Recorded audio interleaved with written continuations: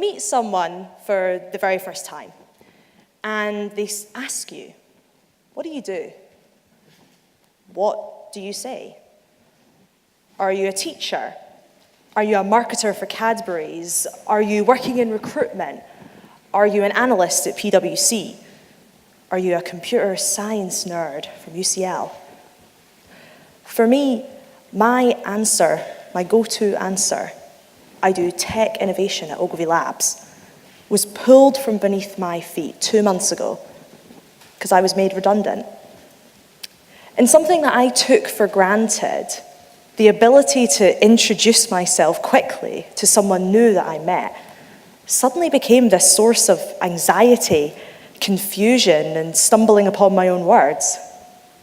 Well, I'm between jobs right now, so I guess I'm technically unemployed, but I have this startup which I'm working on, but it's not my full-time job, so I'm also a freelance tech journalist, and I do this stuff for a charity with kids and creative tech. Doesn't really roll off the tongue, does it? When I found out that my job was under threat, I knew that I was going to have this whirlwind of emotions. I was going to be sad, I was going to be worried, angry, excited, fearful. And boy, I had a lot of emotions. But what I wasn't prepared for was feeling so identityless. See, ever since school, I've always had some form of defining headline.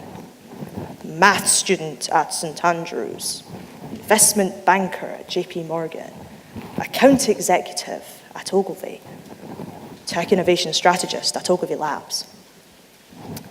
And the minute I didn't have that title, I realized that, what on earth do I do? You know, I've been so much more stressed trying to rewrite my Twitter bio than trying to find a new job.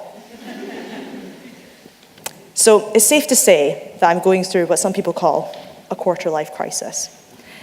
But it's all good. I've had one before. I know what to do. It's great. For me, I look into the past in order to work out my future. So that's what I did. I thought, okay, when I was at school, how did I identify myself? I certainly didn't identify with student at Stirling High. That's not what I would write on my Bebo or MySpace profile. It would be something more along the lines of girl who loves football, maths, science, athletics, piano, and reading. I would define myself by my interests. And it's not that those interests have changed. I mean, I still love maths, science, well, watching athletics, piano, and reading. But it's like there's this extra pressure to be defined by something so much more. You know, throughout this whole process, my quarter-life crisis, it's really made me think, why is it that we have to be defined by the job that we do or the company that we work for? So it's got me thinking quite a lot about a lot of different things, as I'm sure you can imagine. And pause. So, what was next for me? How was I going to get through this quarter-life crisis, this thinking about what it is that I want to do with my life, and how I'm going to get through to my next line of my talk, which I've awkwardly forgotten in front of all of you guys today. You see, we're in this world where there's so much opportunity for so many of us. It's almost like the world of tech has made any kind of interest can suddenly be a profession that you do. But for me, it put me into this kind of decision paralysis. It was like I was unable to pick out of all that stuff what I could possibly do. I've been hiding behind my headlines and hoping that they'll just magically take me to my next adventure. I mean, don't get me wrong, I work hard, I'm ambitious, I say yes to a lot of stuff. But whenever someone said to me, to what end, Gemma? I'd say, I don't know, future Gemma can think about that.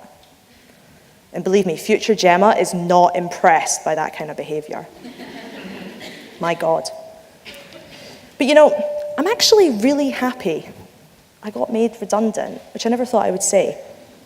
I have had some of the weirdest conversations with myself. I've Googled some of the most random ideas, and I've taken on some jobs that I never would have had the opportunity or time to do, just to pay the bills. But I've ended up learning more about myself in the last 2 months than I have in the 2 years before that. You know, it's almost like giving yourself that freedom from the job that you do allows you to have that naive ambition, openness, freedom to think like a 14-year-old. And how much more exciting can that be? So, my advice to you guys, don't let yourself be confined. Don't let your ambition be built on what you're currently doing, what your current pseudo-identity is. And instead, let your mind wander to the possibilities the world can bring you. A big change might not be right now for you, but it's going to be in the future. And take it from me, an identity crisis after the fact is not a good look. So, my question to you, what's beneath your headline?